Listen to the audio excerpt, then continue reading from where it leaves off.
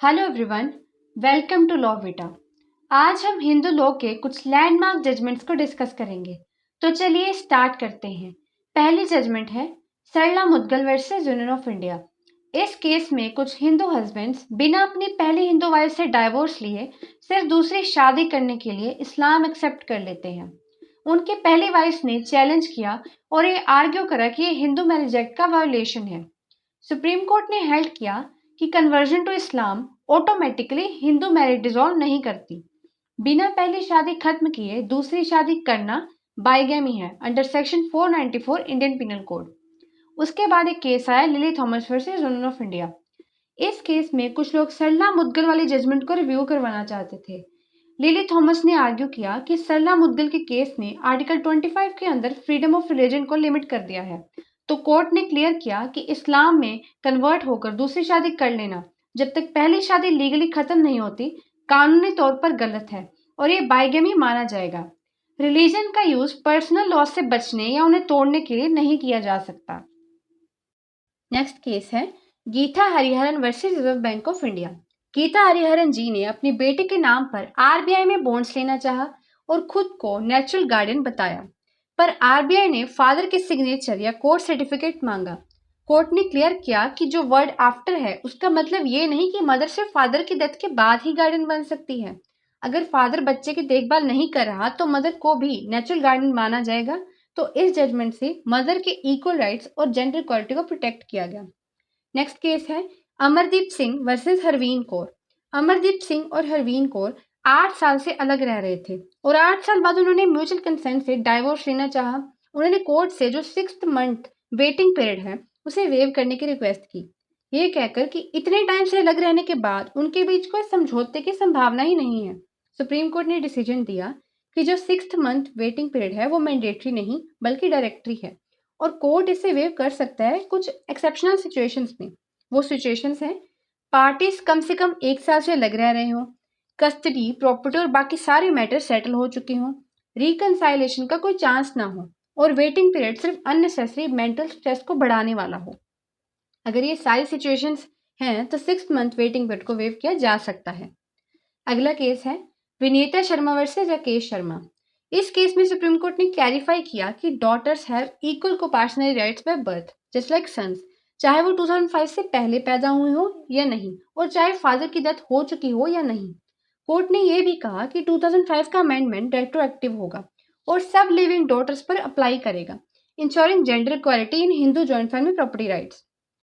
अगला केस है अभिलाषा वर्सेस प्रकाश। इस केस में अभिलाषा ने अपने फादर से मेंटेनेंस क्लेम करी आफ्टर रिटेनिंग मेजॉरिटी क्योंकि वो अनमैरिड थी और खुद को मेंटेन नहीं कर सकती थी। सुप्रीम कोर्ट ने इसमें हेल्ड किया कि under section 20 subsection 3 of Hindu adoption and maintenance act 1956 एक अनमैरिड हिंदू डॉटर जो खुद को मेंटेन नहीं कर सकती अपने फादर से मेंटेनेंस क्लेम कर सकती है even after attaining majority until she gets married. Next case है Laxmikant Pandey versus Union of India. इस केस की शुरुआत तब हुई जब लॉयर लक्ष्मीकांत पांडे ने सुप्रीम कोर्ट को एक लेटर लिखा कंप्लेनिंग कि बहुत सी ऑर्गेनाइजेशंस इंडियन चिल्ड्रन को फॉरेन कंट्रीज भेज रही हैं अडॉप्शन के लिए, लेकिन बाद में उन बच्चों का एक्सप्लॉयटेशन हो रहा है, उन्हें बैगिंग और प्रोस्टिट्यूशन में धकेला जा रहा है। सुप्रीम कोर्ट ने इस लेटर को एज अ रिट पिटीशन लिया और गवर्नमेंट और चाइल्ड वेलफेयर बॉडीज को बुलाया टू इंश्योर कि अडॉप्शन प्रोसेस सेफ और सिक्योर हो। सुप्रीम कोर्ट ने कुछ गाइडलाइंस दी जो कि इस तरह हैं। पहले ट्राई किया जाए कि इंडिया में ही अडॉप्टिव पेरेंट्स मिल जाएं। अगर 2 मंथ्स तक इंडिया में पेरेंट्स नहीं मिलते तभी फॉरेन पेरेंट्स को कंसीडर किया जाए। फॉरेन पेरेंट्स को अडॉप्शन के लिए रिकॉग्नाइज्ड एजेंसी के थ्रू अप्लाई करना होगा with proper reports on their home, income and family background. अगर बायोलॉजिकल पेरेंट्स मिल जाए तो उन्हें 3 महीने का टाइम दिया जाए डिसीजन चेंज करने के लिए। अडॉप्शन प्रोसेस प्राइवेट और कॉन्फिडेंशियल रखा जाए।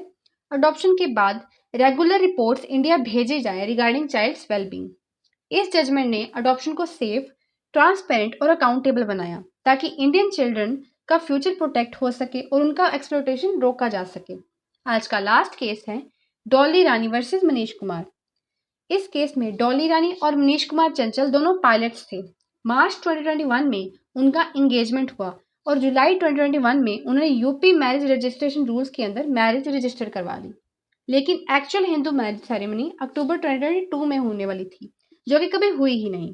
दोनों अलग अलग रहे और डिस्प्यूट शुरू हो गए। डॉली ने डाउरी और हैरासमेंट के एलिगेशंस के साथ क्रिमिनल केसेस फाइल किए, जबकि मनीष ने डाइवोर्स के लिए केस फाइल किया। बाद में सुप्रीम कोर्ट के सामने दोनों ने एग्री किया कि वैलिड हिंदू मैरिज हुई ही नहीं थी, इसलिए मैरिज सर्टिफिकेट्स कैंसिल कर दिए जाएं। सुप्रीम कोर्ट ने हेल्ड किया हिंदू मैरिज एक्ट सेक्शन 7 के अंदर रिक्वायर्ड हिंदू सेरेमनीज परफॉर्म नहीं हुई, इसलिए वैलिड मैरिज एग्जिस्ट नहीं करती। रजिस्ट्रेशन सिर्फ वैलिड हिंदू मैरिज के बिना वैलिड मैरिज क्रिएट नहीं कर सकता, इसलिए marriage certificates null and void declare कर दिए गए। इस जजमेंट से हमें यह समझ आता है कि हिंदू मैरिज एक्ट के अंदर वैलिड मैरिज तभी मानी जाएगी जब प्रॉपर रिचुअल्स और सेरेमनीज परफॉर्म की जाए। सिर्फ रजिस्ट्रेशन होने पर वैलिड मैरिज नहीं मानी जाएगी। तो आज के लिए बस इतना ही।